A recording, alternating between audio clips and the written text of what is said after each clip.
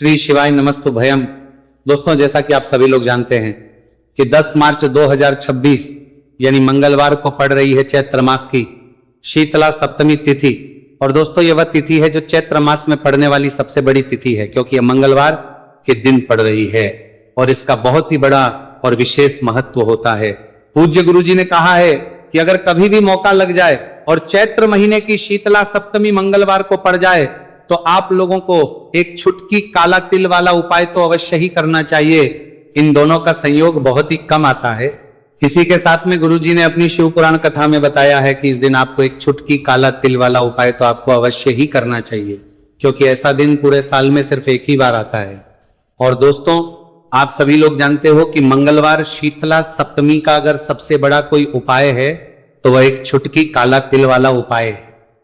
तो दोस्तों, मंगलवार शीतला सप्तमी के दिन आप लोगों को इसे एक छुटकी काला तिल वाला उपाय को जरूर करना है। बहुत सारे लोग होंगे जिन लोगों ने इस उपाय को ना किया हो, मतलब पूरा साल निकल गया, उन्होंने किसी भी दिन इस छुटकी काला तिल वाला उपाय को ना किया हो। पर दोस्तों, आपके पास एक आखिरी मौका बचा हुआ है जो कि 10 मार्च मंगलवार शीतला सप्तमी के दिन है। इस दिन आप लोगों को इस वाले उपाय को जरूर कर लेना है।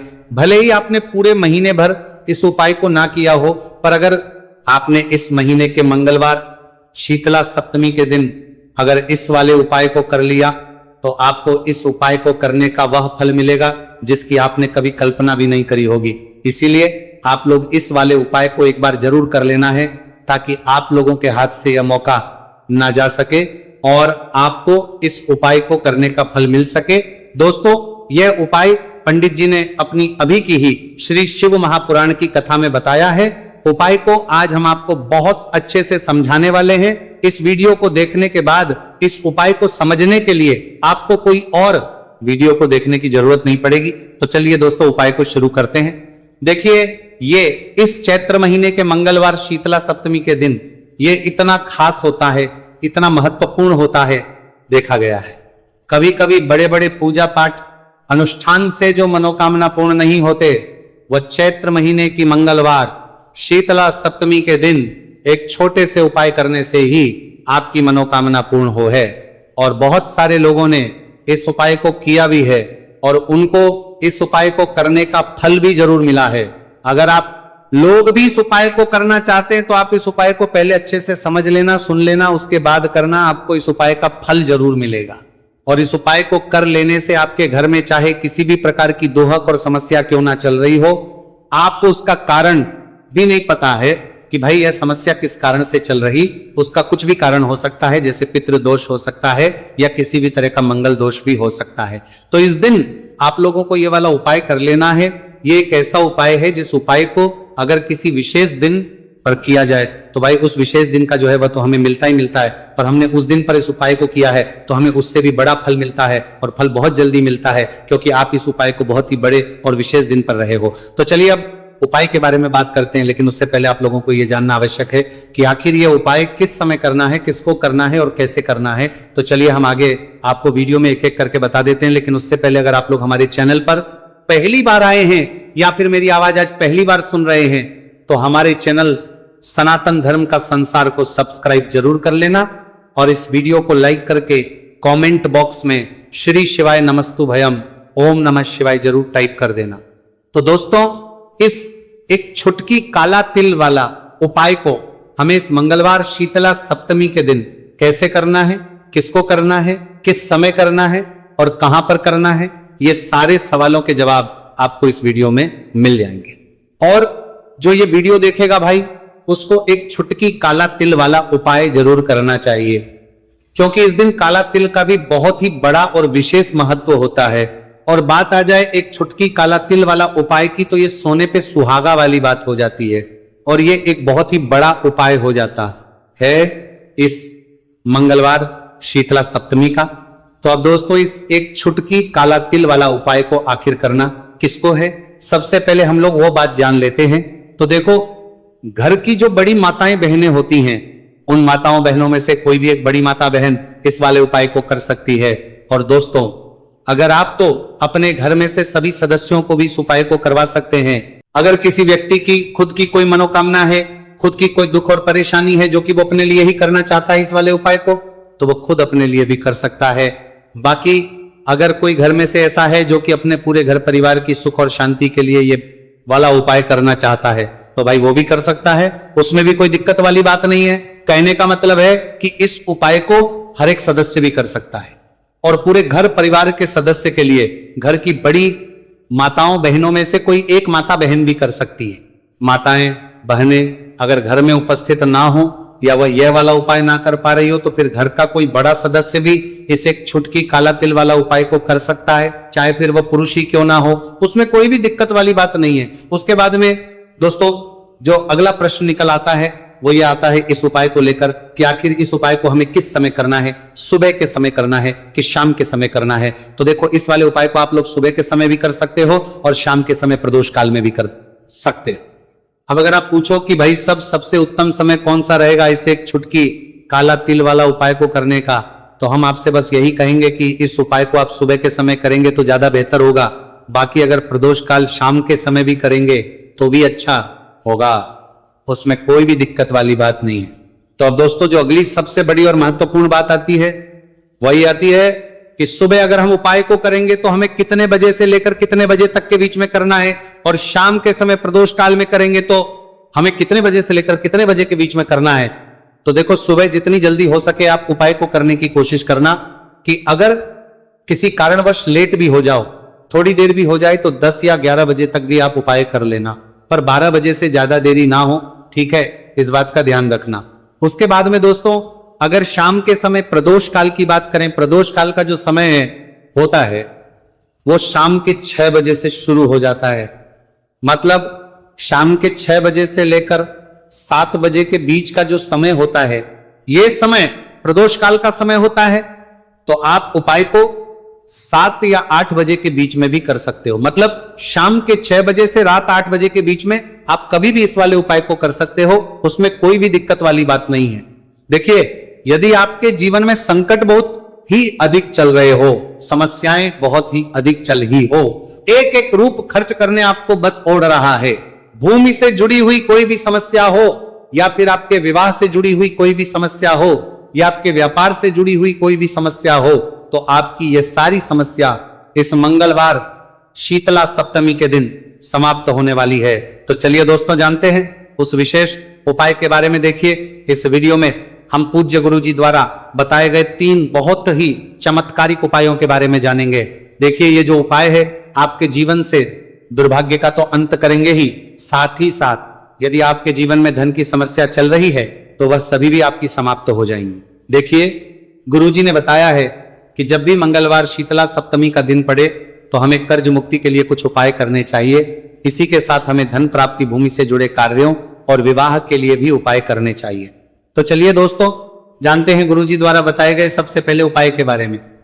देखिए यह उपाय विशेषकर उन लोगों को करना है जिनकी भूमि से जुड़ी कोई भी समस्या चल रही हो, यानी कि उनकी भी जमीन से जुड़ी हुई समस्या चल रही है, यानी कि जो लोग मकान खरीदना चाहते हैं या फिर उनका खेत से जुड़ा कोई भी केस चल रहा है या फिर जिनके भी विवाह में विलंब हो रहा है या फिर जिन भी लोगों के जीवन में कर्ज बहुत ही अधिक बढ़ने लगा है, कर्ज जो है वह चुका नहीं पा रहे हैं।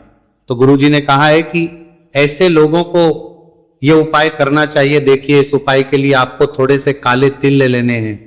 देख आपको मात्र एक चुटकी काले तिल ले लेने हैं। इसी के साथ में आपको थोड़ा सा शहद ले लेना है। फिर सबसे अंत में आपको एक लोटा शुद्ध जल ले लेना है। तांबे के पात्र के अंदर आपको अपने घर से शुद्ध जल ले लेना है और इन सभी सामग्रियों को आपको लेकर के पहुंच जाना है भगवान शिव के मंदिर में। देखिए पूज्य गुरुजी ने बताया है कि इस उपाय को आप सुबह से लेकर के शाम तक किसी भी समय में कर सकते हैं। देखिए मंदिर पहुंचने के आप जो काले तिल लेकर के गए थे उनमें आपको थोड़ा सा शहद लगा लेना है।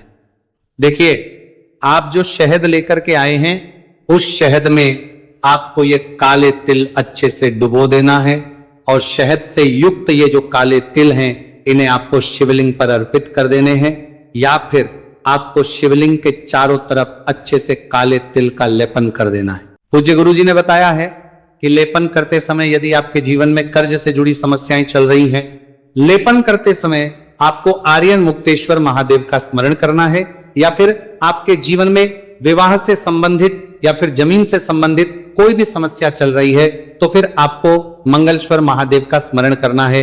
इसके बाद जो आप जल लेकर के आए हैं उसे आपको धीरे धीरे शिवलिंग पर अर्पित कर देना है तथा आपको लगातार शिव महापुराण के मूल मंत्र श्री शिवाय नमस्तु भयम इस मंत्र का जाप करते रहना है। पूज्य गुरु जी ने बताया है कि सिर्फ एक मंगलवार शीतला सप्तमी ये उपाय करके देखना और आप स्वयं देखेंगे कि 2 से 3 महीने के अंदर आपके जीवन से जुड़ी हुई जो भी समस्याएं हैं बस सभी समस्या बहुत ही जल्द महादेव की कृपा से दूर होने लगेगी। तो दोस्तों इस प्रकार से आपको ये पहला उपाय ना है। अब हम जानते हैं दूसरे विशेष उपाय के बारे में। देखिए इस उपाय के लिए आपको एक प्यारी सी बेलपत्र ले लेनी है। इसी के साथ में एक लोटा शुद्ध जल लेना है तांबे के पात्र के अंदर और इसी के साथ में आपको थोड़ा सा शहद ले लेना है। देखिए मंगलवार का दिन है और मंगलवार शीतला सप्तमी के दिन यदि हम शहद का उपाय करते हैं तो इससे महादेव हमसे बहुत ही अधिक प्रसन्न होकर के हमारी मनोकामना को परिपूर्ण करते हैं। देखिए दोस्तों यदि आपको बेलपत्र नहीं मिल पाती है तो आप भगवान शिव के शिवलिंग पर जो बेलपत्र छड़ी हुई होती है उसे शुद्ध जल से धो करके उसका उपयोग कर सकते हैं। तो इन सभी सामग्रियों को आपको भगवान शिव के मंदिर में लेकर के पहुंच जाना है। गुरु जी ने कहा है कि इस उपाय को भी आप सुबह से लेकर के शाम तक किसी भी समय में कर सकते हैं।